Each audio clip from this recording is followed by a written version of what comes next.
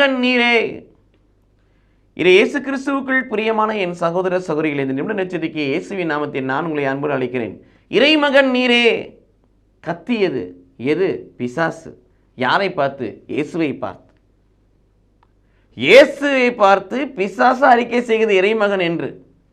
ஆனால் மனிதர்களோ மனுக்களமோ அவர் இறைமகன் என்று அறிக்கை செய்வதில்லை. தயங்குகிறார்கள், தடுமாறுகிறார்கள்.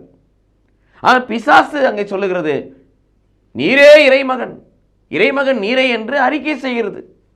ஆனால் அது அறிக்கை செய்தது பயத்தினால்.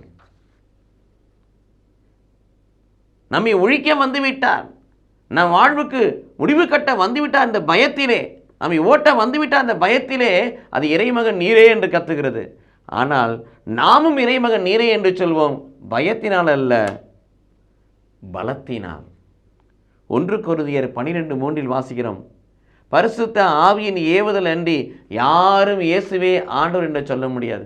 பரிசுத்தாவின் வல்லமை, பரிசுத்தாவின் ஆற்றல், பரிசுத்தாவின் ஏவுதல், பரிசுத்தாவின் ஆளுகை உங்களுக்குள்ளும் எனக்குள்ளும் இருக்கும் சொன்னால் இந்த உலகத்திற்கு பயப்படாதபடி, மனிதனுக்கு பயப்படாதபடி, எங்கும் எப்பொழுதும் எந்த ஒரு சூழ்நிலையிலும் இயேசுவே ஆண்டவர் என நாம் பலத்தோடு சொல்ல முடியும்.